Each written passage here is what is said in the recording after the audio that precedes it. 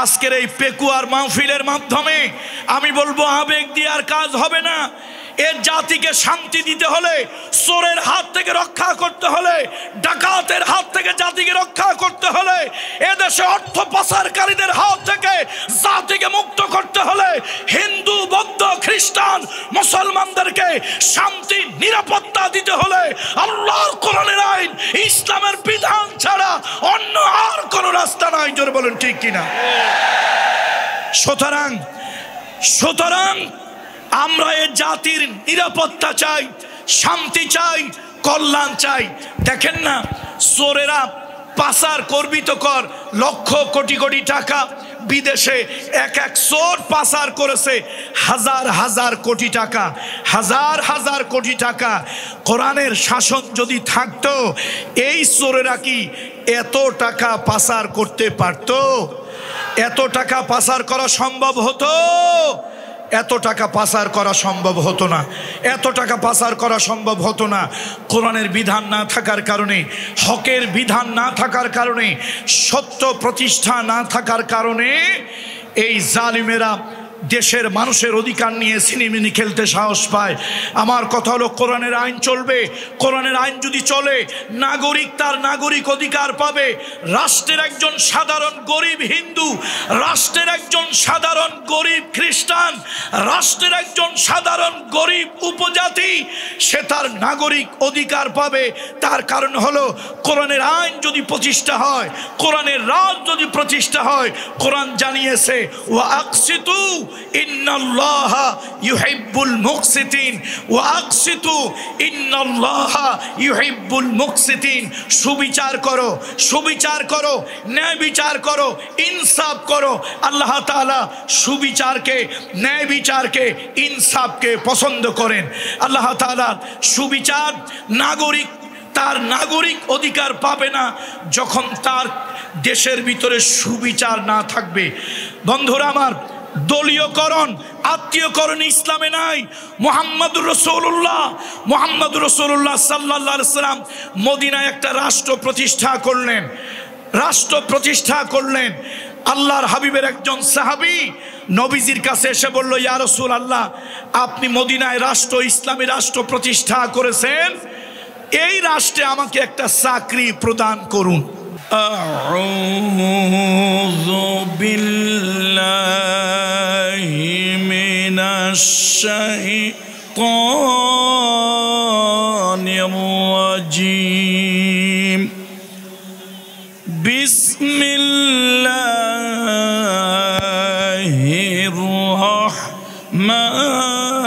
রাহমানির রাহিম। يريدون أن يطفئوا نور الله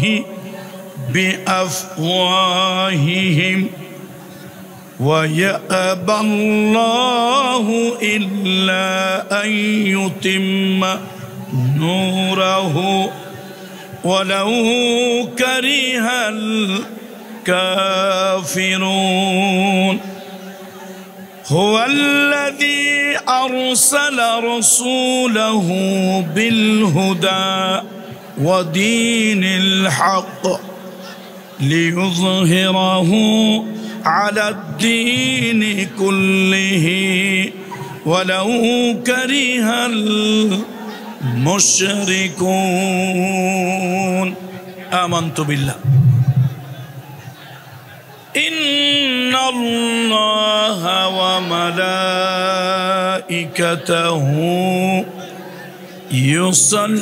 يصلون على النبي يا أيها الذين آمنوا صلوا عليه وسلموا تسليما اللهم صل على محمد وعلى آل محمد كما صليت على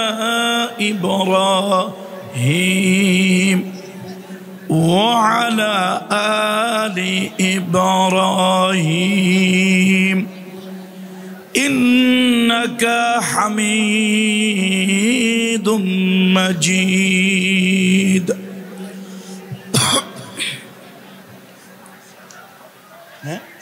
জি আলহামদুলিল্লাহ সুম্মা আলহামদুলিল্লাহ ওয়া আম্মা বাদ। মরহুম মাওলানা শহীদুল্লাহ স্মৃতি সংসদ এবং পেকুয়া সমাজ উন্নয়ন পরিষদের যৌথ উদ্যোগে আয়োজিত মরহুম মাওলানা শহীদুল্লাহ রহমতুল্লাহ আলাইহির দ্বিতীয় ইসালে সওয়াব মাহফিল, এই অষ্টম তাফসীরুল কোরআন মাহফিলের সম্মানিত সভাপতি মহোদয় অধ্যক্ষ মাওলানা বদিউল আলম জিহাদি সাহেব হাফিজাহুল্লাহ এবং অধ্যক্ষ মাওলানা নূর আহমদ আনোয়ারি সাহেব হাফিজাহুল্লাহ,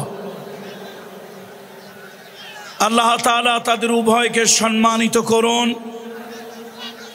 দীর্ঘ সুস্থ নেক হায়াত দান করুন। আজকের এই ঐতিহাসিক তাফসীরুল কোরআন মাহফিলে আমার সামনে বসে থাকা দিনদার ইমানদার পরহেজগার মুসল্লিরা, তারুণ্যের উচ্ছ্বাস উদ্দীপনায় ভরপুর, অন্যায় এবং অসত্যের বিরুদ্ধে প্রতিবাদী কণ্ঠ, ছাত্র বন্ধুরা, কিশোর তরুণ যুবকেরা, পর্দার আড়ালের সম্মানিতা মা ও বোনেরা, আমি সকলের প্রতি সকলের খিদমতে শ্রেণী মোতাবেক শ্রদ্ধা, ভালোবাসা ও স্নেহ জ্ঞাপন করছি। আসুন আমরা সকলে রব্বে কারিমের দরবারে বিনয়ের সাথে শুকরিয়া আদায় করি। সকলে পড়ে নেই আলহামদুলিল্লাহ। আপনারা কি আমার কথা শুনতে পাচ্ছেন? আমার মনে হয় আমার বাম পাশে স্টেজের ডান পাশে যেই সকল বন্ধুরা আছেন, আমি আপনাদেরকে অনুরোধ করছি আল্লাহর হস্তে মাহফিলের শান্তি শৃঙ্খলা বজায় রাখার স্বার্থে আপনারা অনুগ্রহপূর্বক একটু শান্ত হয়ে যান প্লিজ। মিডিয়ার বন্ধুরা অনেক দূর থেকে এসেছে,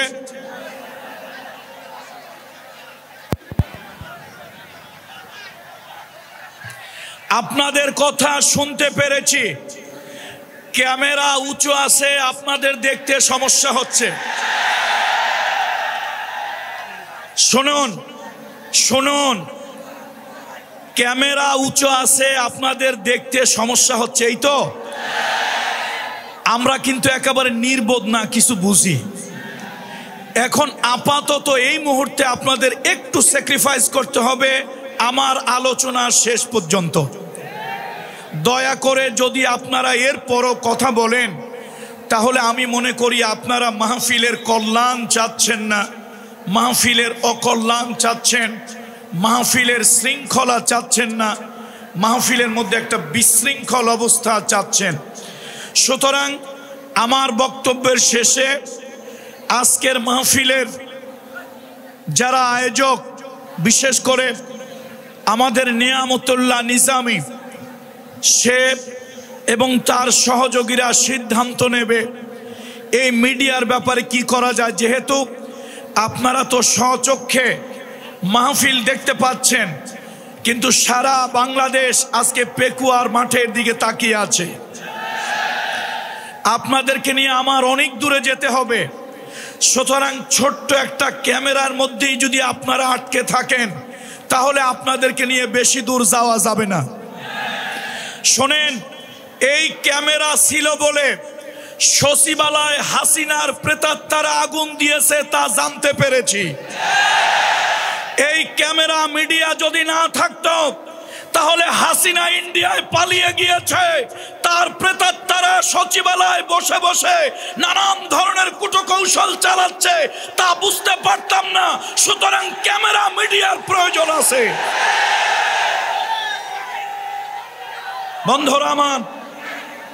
বন্ধুরা আমার, আপনার আল্লাহর ওয়াস্তে শান্ত হয়ে যান প্লিজ। আজকের মাহফিল, আজকের এই জনসমুদ্র, আমাকে শুনতে পাচ্ছেন আপনারা? আমাকে শুনতে পাচ্ছেন? আমি আপনাদেরকে নিয়ে একটু জিহাদের মাঠে যেতে চাচ্ছি। জিহাদে যাওয়ার জন্য কারা কারা প্রস্তুত? মুজাহিদেরা হাত তুলে রাখি। লিল্লাহে তাকবীর, লিল্লাহে তাকবীর। কোরআন সুন্নাহর আলো, কোরআন সুন্নাহর আলো। আপনাদেরকে নিয়ে জিহাদের ময়দানে যেতে হবে। সুতরাং আল্লাহর হস্তে আপনারা keep silent please, keep silent please. আমি সকলকে অনুরোধ করছি, আল্লাহর হস্তে মেহেরবানি করে আপনারা একটু শান্ত থাকুন। জাতির উদ্দেশ্যে আমার কিছু মেসেজ। বন্ধুরা আমার, আমরা 1947 সালে দ্বিজাতি তত্ত্বের ভিত্তিতে স্বাধীনতা লাভ করেছিলাম, কিন্তু আমাদের সেই স্বাধীনতার ভিতরে ষড়যন্ত্র ছিল। ষড়যন্ত্র কেমন?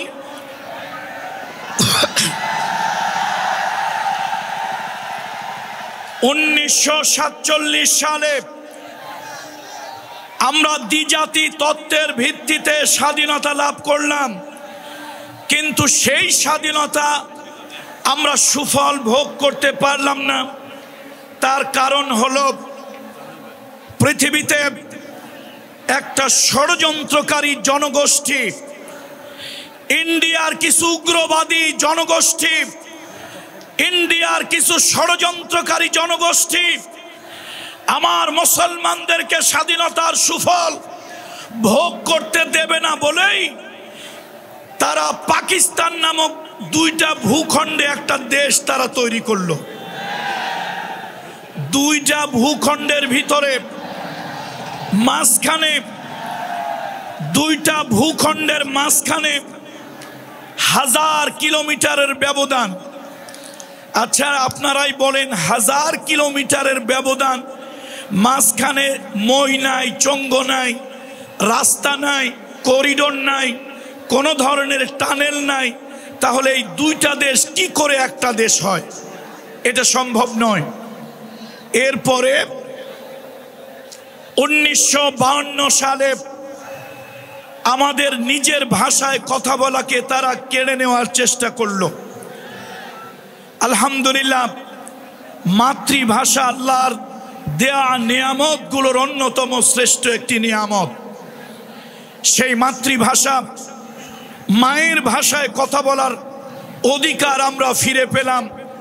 1952 সালে আমরা রক্ত দিলাম। সেই রক্তের বিনিময় আমরা ভাষার স্বাধীনতা লাভ করলাম।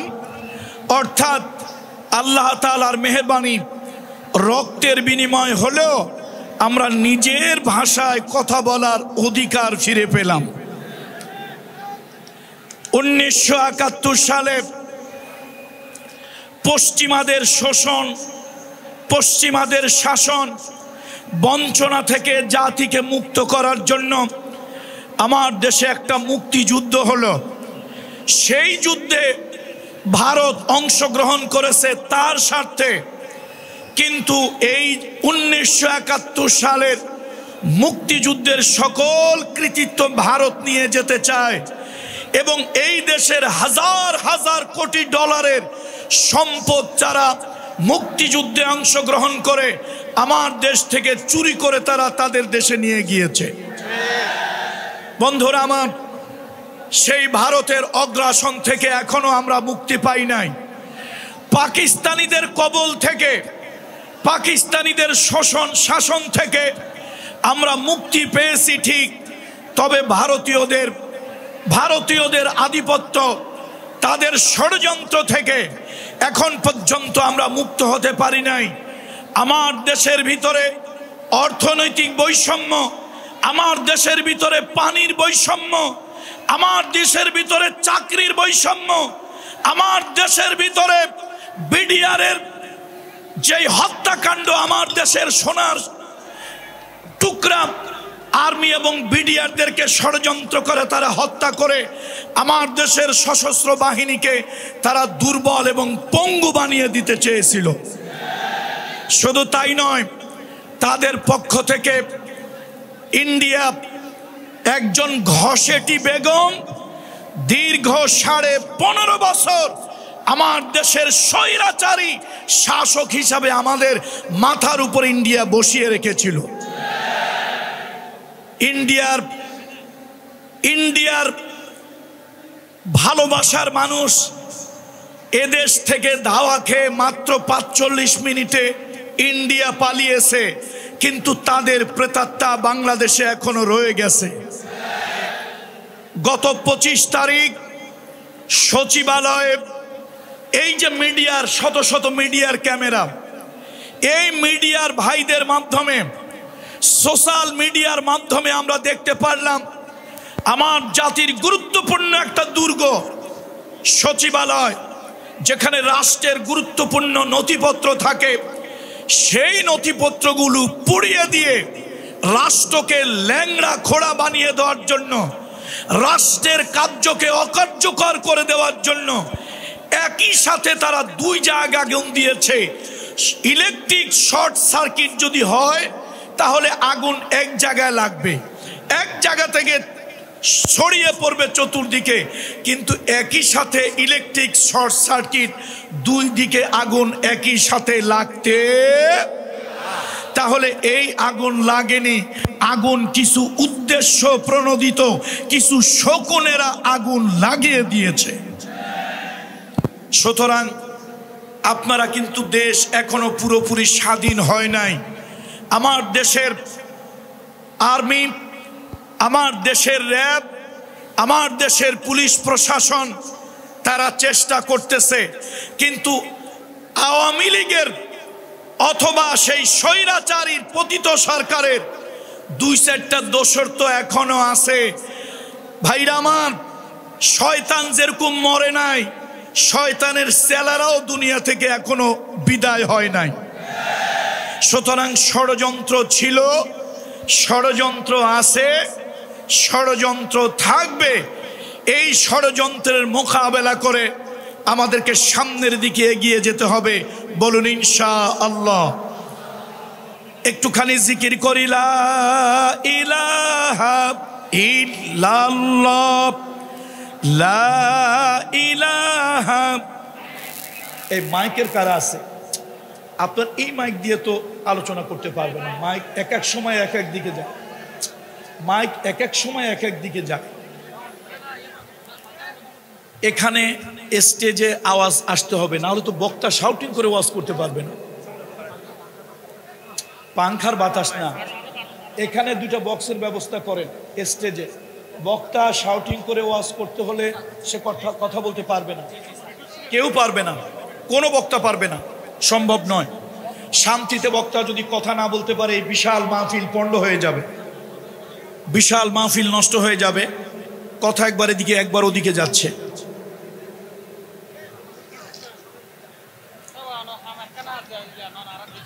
দুইটা বক্সের ব্যবস্থা করতে হবে। আজহারী সাহেব কথা বলতে পারবেন না, উনি তো আর আমাদের মতো চিল্লায় কথা বলেন না। সুতরাং আজহারী সাহেবের ওয়াজ শুনতে হলে সাউন্ড বক্স 2টা স্টেজে দিতেই হবে। জি,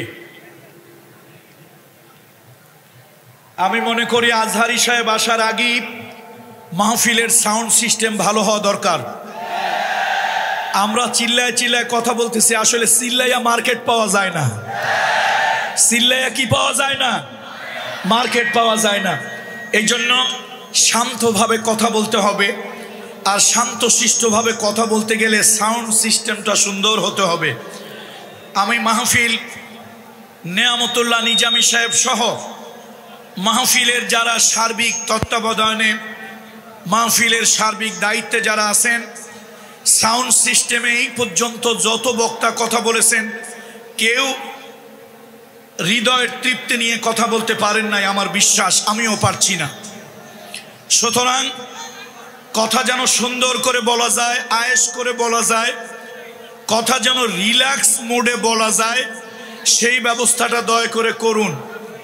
প্রয়োজনে আমাকে কোরবানি দিয়ে হলেও করুন, তারপরও পরবর্তী বক্তারা যেন কথা শুনতে পারে।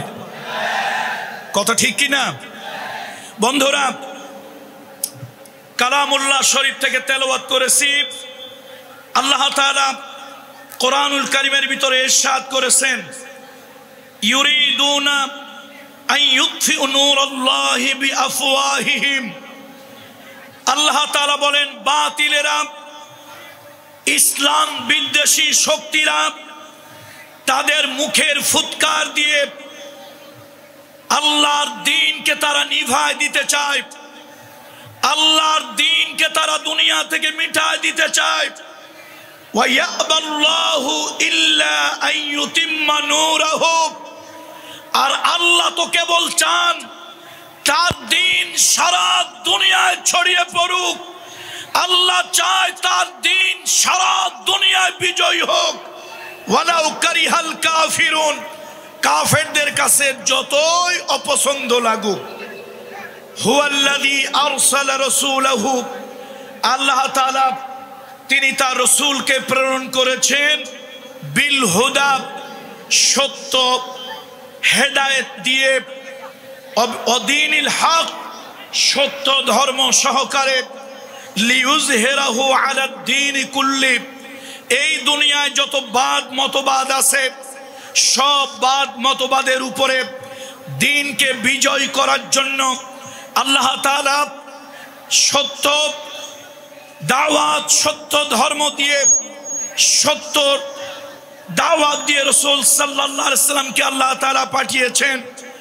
আর এই দ্বীন বিজয়ী হবে ওয়ালাউ কারিহাল মুশরিকুন, যদিও তা মুশরিকদের কাছে অপছন্দ লাগে। আজকে সারা দুনিয়ায় মুসলিম মিল্লাতের ভিতরে এক নব জাগরণ আসতেছে। আমাদের নতুন জেনারেশন ইসলামের দিকে ঝুঁকে পড়তেছে। এদেশের তাগুত বাতিল শক্তি এটা কোনোভাবেই মেনে নিতে পারছে না। তাম দুনিয়ার মুসলমানদেরকে, যুব সমাজকে দ্বীন থেকে দূরে রাখার জন্য, দ্বীন থেকে মাহরুম রাখার জন্য, তাদেরকে ইসলাম থেকে অন্য মতাদর্শের দিকে ঝুঁকিয়ে দেওয়ার জন্য তাম দুনিয়ার বাতিল শক্তিগুলি নানান ধরনের চক্রান্ত, নানান ধরনের ষড়যন্ত্র তারা করতেছে। এই ষড়যন্ত্রের মোকাবেলায়, এই চক্রান্তের মোকাবেলায় আমাদেরকে দ্বীন ইসলামকে বিজয়ী করতেই হবে। কথা ঠিক কিনা বলুন? দ্বীন ইসলামের বিজয় আমরা কারা কারা চাই? আবেগ দিয়ে কি দ্বীন ইসলামের বিজয় হবে? আবেগ দিয়ে নয়, বিবেক দিয়ে কাজ করতে হবে। বাতিলের মোকাবেলায় মুসলমানদের শক্ত দুর্গ গড়ে তুলতে হবে। তাহলেই আল্লাহর দ্বীনকে এই দুনিয়ার ভিতরে বিজয় করা সম্ভব হবে। পৃথিবীতে যত মতাদর্শ আছে, সব মতাদর্শের উপরে ইসলামকে বিজয় করার জন্যই আল্লাহ তাআলা ইসলামকে পৃথিবীতে পাঠিয়েছেন। আল্লাহ তাআলা ইসলামকে দিয়েছেন। দুনিয়ার রাসূলুল্লাহ সাল্লাল্লাহু আলাইহি ওয়াসাল্লামকে দ্বীন ইসলাম দিয়েছেন সকল মতবাদ, সকল মতাদর্শের উপরে বিজয় করানোর জন্য। দুর্ভাগ্য, খোলাফায়ে রাশেদার পরে সারা দুনিয়ায় মুসলমানদের শাসন ব্যবস্থা যেখানে ছিল, সেটাও বাতিলেরা বিতর্কিত করার চেষ্টা করেছে। এবং এর ফলশ্রুতিতে ওসমানী খেলাফতের মাধ্যমে সারা দুনিয়ায় মুসলিম খেলাফতের বিলুপ্ত হয়েছে। আবার নতুন করে সময় এসেছে। আমরা স্বপ্ন দেখতেছি সালাউদ্দিন আইয়ুবী আমাদের ভিতরে আবার আসুক, তিতুমির আবার আসুক, হাজী শরিয়াতুল্লাহ আসুক, হাজী ইমদাদুল্লাহ মুহাজির মক্কি আসুক, শাহ ওলিউল্লাহ মুহাদ্দিস দেহলভী আবার আমাদের ভিতরে আসুক। একটা নব জাগরণ তৈরি হোক। সারা দুনিয়া, আগামীর দুনিয়া যেন ইসলামের দুনিয়া হয়। আমরা যেন তার মুজাহিদ হিসাবে, সৈনিক হিসাবে যেন কাজ করতে পারি। বন্ধুরা আমার, যদি আমাদেরকে ইসলাম বিজয়ী করতে হয় তাহলে ভূমিকা যুবকদেরকে নিতে হবে। ভূমিকা কাদেরকে নিতে হবে? জোরে বলেন, ভূমিকা কাদেরকে নিতে হবে? যুব সমাজকে ভূমিকা নিতে হবে। আজকে এই জনসমুদ্রের দিকে তাকায় দেখেন, বুড়া মানুষ বেশি না জুয়ান মানুষ বেশি? যুবক মানুষেরা বেশি। আমাদের দরকার 2024 সালের 36 জুলাই, দ্যাট মিন্স 5ই আগস্ট, জাতির প্রেক্ষাপট পরিবর্তন কারা করেছে? বুড়া মানুষ না যুবকেরা?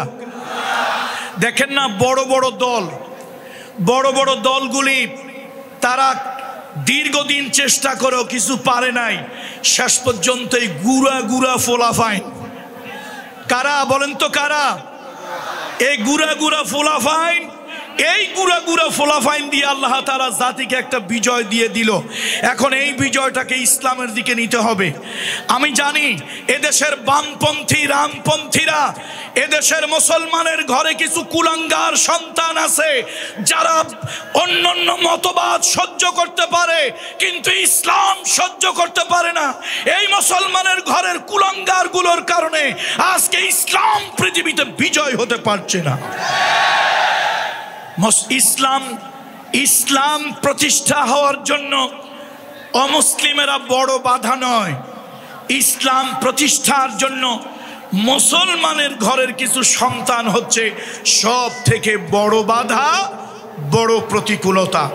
সুতরাং আজকে এই মাহফিল থেকে, আজকের এই মাহফিলে যেন শোডাউন না হয়, আজকের মাহফিল যেন শুধু শোডাউন না হয়, আজকের মাহফিল যেন একটা মেসেজ, একটা বার্তা নিয়ে যেন যার যার বাড়ি ফিরে যায়।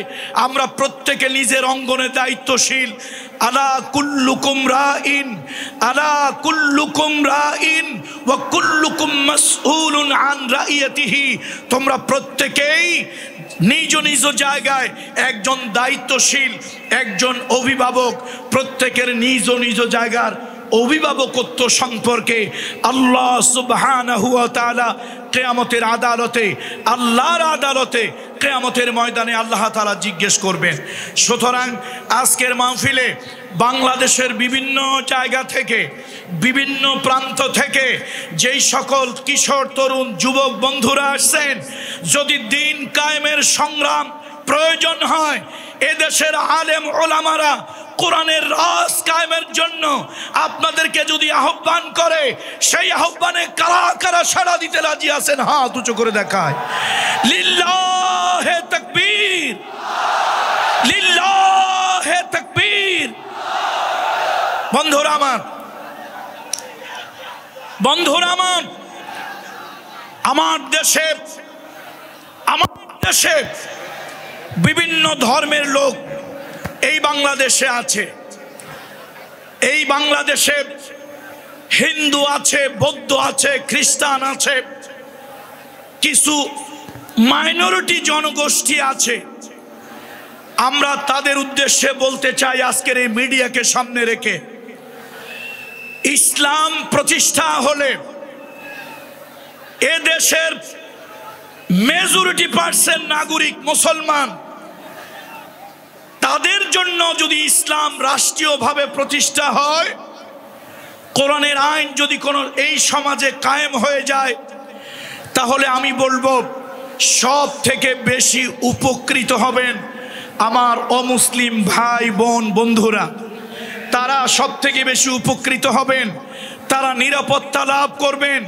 এদেশের আলিয়া মাদ্রাসা বলেন, কওমি মাদ্রাসা বলেন, জামাত ইসলামী বলেন, হেফাজত ইসলামী বলেন, এদেশের সংকটময় সময় অমুসলিমদের নিরাপত্তা দেওয়ার জন্য, অমুসলিম ভাই বোনদের জান মাল ইজ্জতের হেফাজতের জন্য এদেশের ইসলামী দলগুলি, এদেশের আলেম উলামা, এদেশের আলিয়া কওমি মাদ্রাসা, বলুন ঠিক কিনা?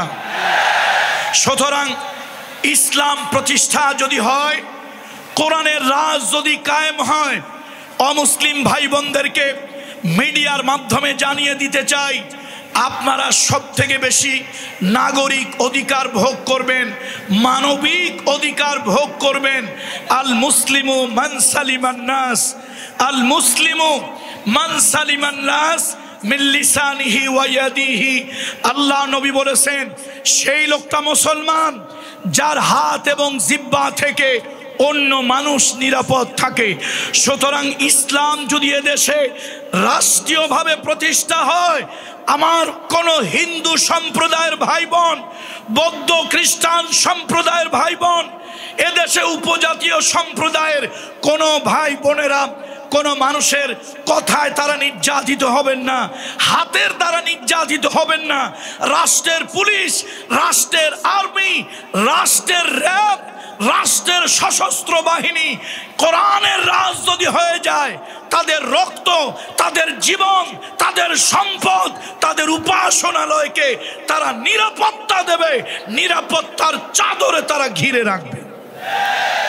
আমরা আপনাদেরকে দয়া করতে চাই না। আজকে মিডিয়ার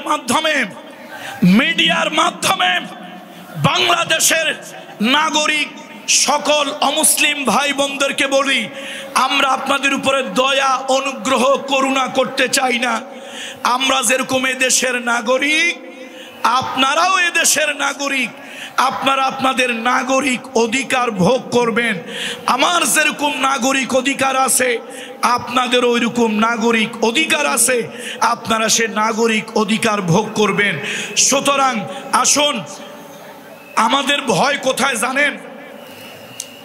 ইব্রাহিম খলিলুল্লাহ, তাকে আগুনে পোড়ায় মারার জন্য নমরুদ আগুনের গর্ত খুঁজলো।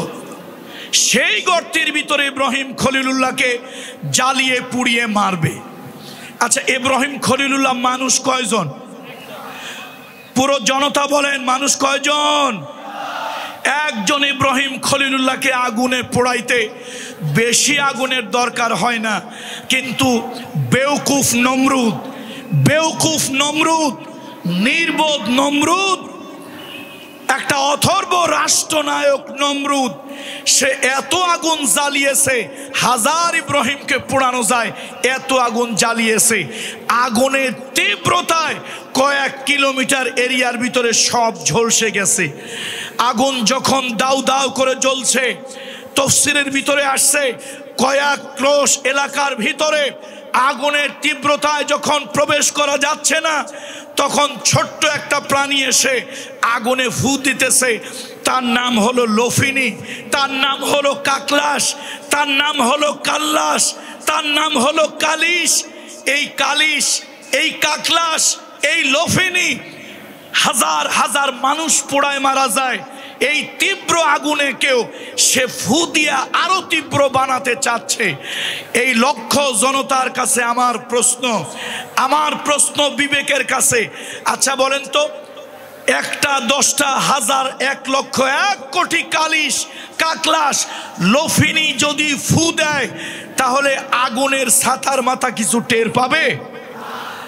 1 ইঞ্চি আগুন বাড়বে? 1 জাররা আগুন বাড়বে না।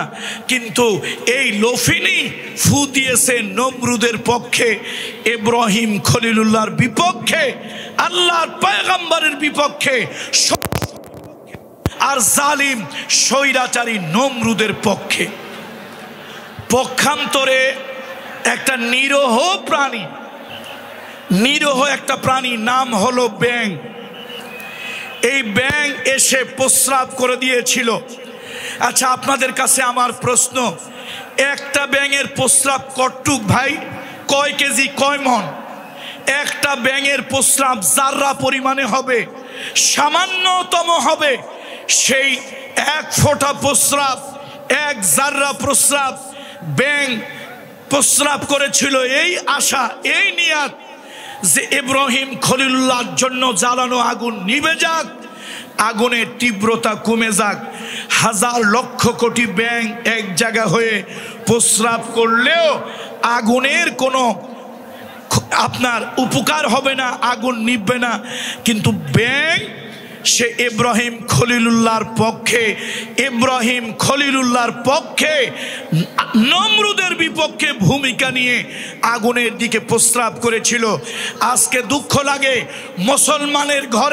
মুসলমানের ঘরে বিভিন্ন রাজনৈতিক দলের নামে এরকম কাল্লাসের মতো, কাকলাসের মতো, লফিনির মতো, কালিশের মতো কিছু কুলাঙ্গার সন্তান মুসলমানের ঘরে আছে যারা ফু দিয়া ইব্রাহিমের আগুন বাড়িয়ে দিতে চায়। জোরে বলুন ঠিক কিনা? সুতরাং দিন কায়েমের কথা যখনই আসে, কোরআনের বিধান কায়েমের কথা যখনই আসে, এ জাতিকে যখন ইসলাম বিজয়ের কথা যখনই আসে, মুসলমানের ঘরের এরকম কুলাঙ্গারেরা, দুই একটা কুলাঙ্গারেরা তখন বাধা হয়ে দাঁড়ায়, তখন তারা প্রতিবন্ধকতা হয়, তারা নানান ধরনের অজুহাত খোঁজে। এই মাঠে আমি বলেছিলাম ইমানদারের হাত কয়টা ভাই? ইমানদারের হাত কয়টা? দুইটা, ডান হাত বাম হাত। মুনাফিকের হাত হলো তিনটা, ডান হাত বাম হাত। সব কথার মাঝখানে ঢুকায় দেয় এক হাত, তার নাম অজুহাত। সুতরাং এই সমাজে এই মুনাফিক মার্কা কিছু তথাকথিত নামধারী মুসলমান আছে। দিন প্রতিষ্ঠার কথা হলেই তারা বাম হাত ঝুঁকায় দেয়, অজুহাত ঝুঁকায় দেয়, নানান ধরনের কথা বলে। সুতরাং আমি আজকের এই পেকুয়ার মাহফিলের মাধ্যমে আমি বলবো, আবেগ দিয়ে আর কাজ হবে না। এর জাতিকে শান্তি দিতে হলে, চোরের হাত থেকে রক্ষা করতে হলে, ডাকাতের হাত থেকে জাতিকে রক্ষা করতে হলে, এদেশে অর্থ পাচারকারীদের হাত থেকে জাতিকে মুক্ত করতে হলে, হিন্দু বৌদ্ধ খ্রিস্টান মুসলমানদেরকে শান্তি নিরাপত্তা দিতে হলে আল্লাহর কোরআনের আইন, ইসলামের বিধান ছাড়া অন্য আর কোনো রাস্তা নাই। জোরে বলেন ঠিক কিনা? সুতরাং আমরা এই জাতির নিরাপত্তা চাই, শান্তি চাই, কল্যাণ চাই। দেখেন না, চোরেরা পাচার করবিত কর লক্ষ কোটি কোটি টাকা বিদেশে, এক চোর পাচার করেছে হাজার হাজার কোটি টাকা, হাজার হাজার কোটি টাকা। কোরআনের শাসন যদি থাকতো, এই চোরেরা কি এত টাকা পাচার করতে পারতো? এত টাকা পাচার করা সম্ভব হতো? এত টাকা পাচার করা সম্ভব হতো না, এত টাকা পাচার করা সম্ভব হতো না। কোরআনের বিধান না থাকার কারণে, হকের বিধান না থাকার কারণে, সত্য প্রতিষ্ঠা না থাকার কারণে এই জালিমেরা দেশের মানুষের অধিকার নিয়ে সিনেমিনি খেলতে সাহস পায়। আমার কথা হলো, কোরআনের আইন চলবে। কোরআনের আইন যদি চলে, নাগরিক তার নাগরিক অধিকার পাবে। রাষ্ট্রের একজন সাধারণ গরিব হিন্দু, রাষ্ট্রের একজন সাধারণ গরিব খ্রিস্টান, রাষ্ট্রের একজন সাধারণ গরিব উপজাতি, সে তার নাগরিক অধিকার পাবে। তার কারণ হলো, কোরআনের আইন যদি প্রতিষ্ঠা হয়, কোরআনের রাজ যদি প্রতিষ্ঠা হয়, কোরআন জানিয়েছে ওয়া আকসিতু ইন্নাল্লাহা ইউহিব্বুল মুকসিতিন, ওয়া আকসিতু ইন্নাল্লাহা ইউহিব্বুল মুকসিতিন। সুবিচার করো, সুবিচার করো, ন্যায় বিচার করো, ইনসাফ করো। আল্লাহ তাআলা সুবিচারকে, ন্যায় বিচারকে, ইনসাফকে পছন্দ করেন। আল্লাহ তাআলা সুবিচার, নাগরিক তার নাগরিক অধিকার পাবে না যখন তার দেশের ভিতরে সুবিচার না থাকবে। বন্ধুরা আমার, দলীয়করণ, আত্মীয়করণ ইসলামে নাই। মুহাম্মদুর রাসূলুল্লাহ সাল্লাল্লাহু আলাইহি সাল্লাম মদিনায় একটা রাষ্ট্র প্রতিষ্ঠা করলেন। আল্লাহর হাবিবের একজন সাহাবী নবীজির কাছে এসে বলল, ইয়া রাসূলুল্লাহ, আপনি মদিনায় রাষ্ট্র, ইসলামী রাষ্ট্র প্রতিষ্ঠা করেছেন, এই রাষ্ট্রে আমাকে একটা চাকরি প্রদান করুন। আল্লাহ রসুল ফাদরাবা আলা মানকিবি, নবীজি তার ঘাড়ের উপরে থাপ্পড় মারলেন। আর নবীজি রাগ হয়ে বললেন, ইন্নাহা লা আমানাতুন, শোনো এটা একটা আমানত। রাষ্ট্রের চাকরি, রাষ্ট্রের চাকরি, রাষ্ট্রের দায়িত্ব একটা আমানত। এই আমানত যার তার কাছে দেওয়া যায় না, যেই সেই ব্যক্তির কাছে রাষ্ট্রের আমানত দেওয়া যায় না। আজকে দুর্ভাগ্য, দুর্ভাগ্য, রাষ্ট্র যখন যারা চালান তারা দলীয়করণ, আত্মীয়করণ, স্বজন প্রীতি এমনভাবে করে যে রাষ্ট্রের বড় বড় গুরুত্বপূর্ণ পদের ভিতরে কিছু অযোগ্য, অথর্ব, অকর্মণ্য কিছু লোকজন রাষ্ট্রের উঁচু উঁচু পদে তারা সব পদগুলি দখল করে নেয়। বন্ধুরা আমার, রাসূলুল্লাহ সাল্লাল্লাহু আলাইহি ওয়াসাল্লাম আল্লাহ নবীর কাছে, নবীজি যখন মদিনা ইসলামী স্টেট প্রতিষ্ঠা করলেন, একটা কল্যাণময় রাষ্ট্রের ভিত্তি যখন স্থাপন করলেন, তখন রাসূলুল্লাহর কাছে যেই সাহাবীরা চাকরি চেয়েছিল, আল্লাহ নবীর কাছে যারা চাকরি চেয়েছিল, রাসূলুল্লাহ তাদেরকে সবাইকে যোগ্য মনে করেন নাই, চাকরি দেন নাই।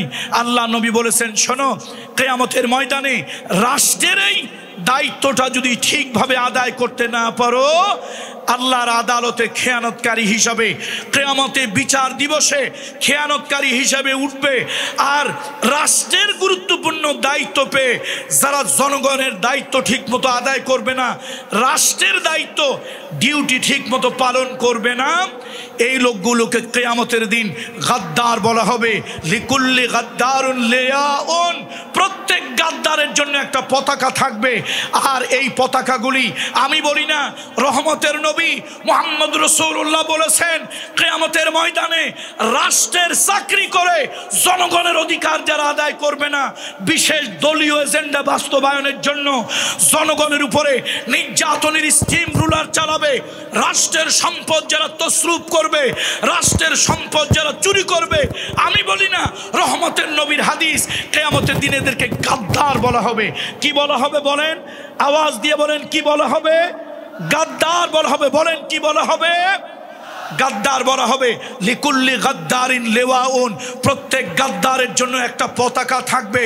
আর লোকেরা দাঁড়িয়ে দাঁড়িয়ে দূর থেকে বলবে, হাযা গাদ্দারুন ফুলানুন, হাযা গাদ্দারুন ফুলানুন, এ হলো অমুক গাদ্দার, অমুক গাদ্দারের পতাকা। এই সব গাদ্দারগুলি, আপনি রাষ্ট্রের এমপি হন, রাষ্ট্রের মন্ত্রী হন, রাষ্ট্রের ডিসি হন, রাষ্ট্রের ওসি হন, রাষ্ট্রের এসপি হন, রাষ্ট্রের যে কোনো দায়িত্বে আপনি আসেন, সে দায়িত্ব আপনার উপরে আমানত, সে দায়িত্ব আপনার উপরে আমানত।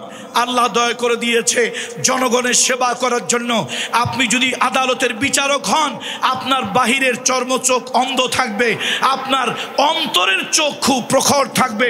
সে অন্তরের দৃষ্টি দিয়ে আপনি দেখবেন, অন্তরের দৃষ্টি দিয়ে দেখে আপনি বিচার করবেন। আপনি বাহ্যিক চোখ দিয়ে দেখবেন না, কে কালো কে ফর্সা এইটা দেখবেন না, কে আপন কে পর এইটা দেখবেন না। আপনি যখন রাষ্ট্রের বিচারক হবেন, আপনার চর্মচোখ অন্ধ থাকবে, অন্তর্দৃষ্টি প্রখর থাকবে, এবং সেই অন্তর্দৃষ্টি দিয়ে দেখে এরপরে আপনি বিচার ফয়সালা করবেন। সুতরাং আসুন, আমরা একটা কল্যাণময় রাষ্ট্র চাই, আমরা একটা কল্যাণময় রাষ্ট্র চাই। এই জেনারেশন, নতুন যারা দেশ স্বাধীন করলো, তাদেরকে কি বলা হয়? তাদেরকে কি বলা হয়? জেন জি নাকি জেনারেশন জি? এই জেন জি, জেড, তাদেরকে আমি বলি, আপনারা তো দেশ স্বাধীনের জন্য 1000-এর উপরে নতুন প্রজন্ম আপনারা জীবন দিয়েছেন। 1 লক্ষ যারা চোখ হারিয়েছে, পা হারিয়েছে, আহত হয়েছে, মারাত্মকভাবে আহত হয়েছে, এই জনগোষ্ঠীকে আমি বলবো, জনতাকে বলবো, দুনিয়ার জন্য আপনারা রক্ত দিলেন, জীবন দিলেন। আসুন, সত্য প্রতিষ্ঠার জন্য, ন্যায় প্রতিষ্ঠার জন্য, ইনসাফ প্রতিষ্ঠার জন্য, হক প্রতিষ্ঠার জন্য, কল্যাণময় রাষ্ট্র গঠন করার জন্য, যেই রাষ্ট্রে গরিব আর ধনীর ব্যবধান থাকবে না, যেই রাষ্ট্রে হিন্দু বৌদ্ধ খ্রিস্টান মুসলমান কোনো ব্যক্তি নাগরিক হিসাবে তার ধর্মীয় বিবেচনায় সে বিবেচিত হবে না, সে মানুষ হিসাবে বিবেচিত হবে। নাগরিক হিসাবে বিবেচিত হবে এমন একটা কল্যাণময় ইসলামী রাষ্ট্র করার জন্য। আবার যদি আন্দোলন করা লাগে, আবার যদি লাঠি ধরা লাগে, আবার যদি মাঠে নামা লাগে, সত্যের জন্য, হকের জন্য, দিন বিজয়ের জন্য, ইসলামী খেলাফত, ইসলামী রাষ্ট্র প্রতিষ্ঠার জন্য, হিন্দু, বৌদ্ধ, খ্রিস্টান, মুসলমান সকল নাগরিকের মানবিক নাগরিক অধিকার ফিরিয়ে দেওয়ার জন্য কারা কারা জিহাদে শরীক হতে রাজি আছি? হাত উঁচু করে রাখুন, হাত উঁচু করে রাখুন, সিংহের মতো গর্জে উঠুন, লিল্লাহে তাকবীর, লিল্লাহে তাকবীর। কোরআন সুন্নাহর আলো, কোরআন সুন্নাহর আলো, কোরআন সুন্নাহর আলো। হাত নামাই। আগামী দিন হবে, আগামী শতাব্দী হবে, আগামী দশক হবে ইসলামের, সেই প্রত্যাশায় আমরা প্রত্যেকেই দায়িত্বশীল ভূমিকা নিয়ে এই পেকুয়া থেকে আমরা বিদায় হব, পেকুয়া থেকে আমরা বিদায় হব প্রত্যেকে দায়িত্বশীল ভূমিকা নিয়ে, অর্থাৎ নিজ নিজ জায়গায় আমরা সন্ত্রাস করব না, কাউকে সন্ত্রাস করতে দেব না। আমরা মাদক গ্রহণ করব না, কাউকে মাদক গ্রহণ করতে দেব না। আমরা সাদাবাজি করব না, কাউকে সাদাবাজি করতে। এক স্বৈরাচারকে বিদায় করছি, এক স্বৈরাচারকে বিদায় করছি। এখন আবার দুই একজন লোক দেশের প্রভু প্রভু ভাব দেখাইতেছে, দুই একটা লোক বিভিন্ন এলাকায় প্রভু প্রভু ভাব দেখাইতেছে। এইরকম যদি এলাকায় দেখেন তাহলে একটা কিতাব হাদিয়া দেবেন, কিতাবটার নাম হলো কিতাবুল ফিদা। এই ঔষধের উপরে বড় ঔষধ নাই। আমরা 15 বছরের ডিক্টেটর স্বৈরাচারীকে হটিয়েছি, মামু বাড়ি দিল্লি পাঠিয়ে দিয়েছি। এই দেশে সবাই আমরা ভাই ভাই, সবাই আমরা বন্ধু, সবাই আমরা নাগরিক। কেউ যদি জাতির উপরে প্রভু প্রভু ভাব দেখায় ওদেরকে ঠ্যাঙ্গাইয়া 15 মিনিটের ভিতরে বঙ্গোপসাগরে পাঠাবো ইনশাআল্লাহ।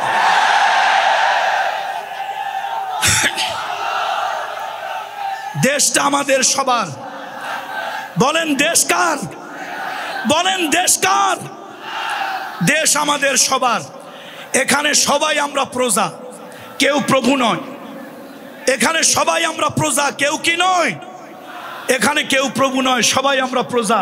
সুতরাং দয়া করে আজকের এই পেকুয়া মাহফিলে হাজার হাজার মিডিয়া হাজার হাজার লক্ষ জনতার কাছে মাধ্যমে গোটা জাতিকে মেসেজ পৌঁছাতে চাই। অনেক এলাকায় কিছু লোক এখনই ভাবখানা এরকম দেখান, খুব গরম চোখে তাকান, মোটা চোখে তাকান, ভাবখানা এরকম দেখান ওনার এলাকার জমিদার, আমরা এলাকার প্রজা, ওনারা হলেন প্রভু, আমরা হইলাম ভৃত্য।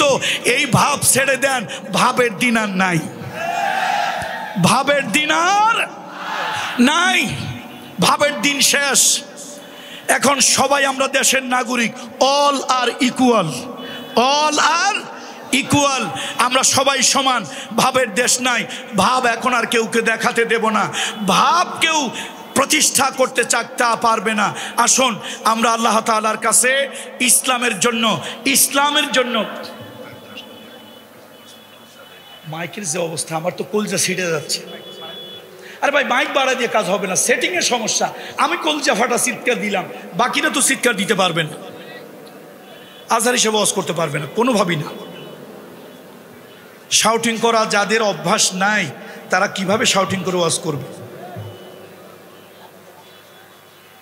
বন্ধুরা আমার আসলে খুব কষ্ট হচ্ছে। যাক, আমি নিয়ামতুল্লাহ নিজামী, সে অনেক বড় একটা রিস্ক নিয়েছে। আলহামদুলিল্লাহ, পেকুয়া সমাজ উন্নয়ন পরিষদ এবং মরহুম মাওলানা শহীদুল্লাহ স্মৃতি সংসদ এদের যৌথ প্রচেষ্টায় নিয়ামতুল্লাহ নিজামী অনেক বড় একটা শেষ দুঃসাহস, সাহস না, এটাকে কি বলে, দুঃসাহস দেখিয়েছে। আল্লাহ তাআলা তাকে কবুল করুন, বলেন আল্লাহুম্মা আমিন। যে কোনো কাজ করতে গেলে তার মধ্যে কিছু সুবিধা অসুবিধা থাকে। আর টেকনোলজি যেখানে আছে, অ্যাডভান্টেজ ডিসঅ্যাডভান্টেজ, টেকনোলজি যেখানে আছে সেই টেকনোলজির সুবিধা আছে, অসুবিধা আছে, উপকারিতা আছে, অপকারিতা আছে।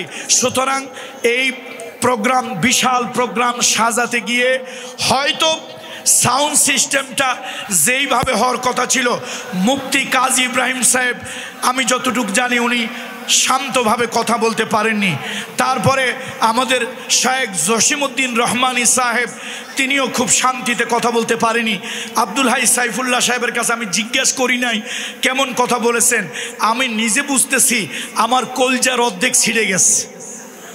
আসলে বক্তা তো এরকম চিল্লাইয়া শাউটিং করে, ওই যে বলছিলাম চিল্লাইয়া কি পাওয়া যায় না, চিল্লাইয়া তো মার্কেট পাওয়া যায় না। সুতরাং কতক্ষণ একটা বক্তা না হলে ঊর্ধ্ব মুখে সর্বোচ্চ 5 মিনিট সে শাউটিং করতে পারে, চিৎকার করতে পারে। তো সুতরাং আপনারা উচ্ছৃঙ্খল হবেন না, ধৈর্য ধারণ করে থাকবেন। আগামী বছর, এবছর যা হয়ে গেছে, ইল্লা মা কদ সালাফ, ইল্লা মা কদ সালাফ, আল্লাহ কয় পাশে যা গেছে গেছে, past is past, past is past, যা গেছে গেছে। আগামী বছর এই পেকুয়া সমাজ উন্নয়ন পরিষদ এবং মরহুম মাওলানা শহীদুল্লাহ স্মৃতি সংসদ আগামী বছর যদি এই জনতার মিলন মেলা তারা যদি করে, তাহলে তারা সাউন্ড সিস্টেমের ব্যাপারে আরও তারা সতর্ক হবেন। আরও দক্ষ ব্যক্তি দিয়ে, সাউন্ড ভালো, মাইক ভালো, কিন্তু সেটিংয়ের সমস্যা তাদের হয়েছে। এই সাউন্ড সিস্টেমটা যথাযথ সেটিং না হওয়ার কারণে, যার কারণে কোনো বক্তাই মনের তৃপ্তি, মানসিক শান্তি নিয়ে কেউ কথা বলতে পারছে না। আর শ্রোতারাও যদি মনের শান্তি নিয়ে কথা না শুনে, তাহলে তাদের মধ্যেও কথাগুলি দিলের ভিতরে আসর হয় না, তাসির হয় না। আমরা দোয়া করব মরহুম মাওলানা শহীদুল্লাহর জন্য। তিনি ইন্তেকাল করেছেন, আল্লাহ তাআলা হঠাৎ তাকে ডেকে নিয়েছেন।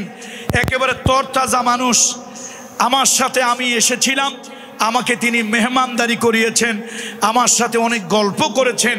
কিন্তু সেই তরতাজা মানুষটা হঠাৎ আল্লাহ তাআলার ইচ্ছা, ইযা জাআ আজালুহুম লা ইস্তাখিরুনা সাআতাও ওয়ালা ইস্তাকদিমুন, আল্লাহ যখন কারো মৃত্যুর জন্য সময় নির্ধারণ করে রাখে, এক মুহূর্ত আগেও হয় না, এক মুহূর্ত পরেও হয় না, এক সেকেন্ড আগেও হবে না, এক সেকেন্ড পরেও হবে না।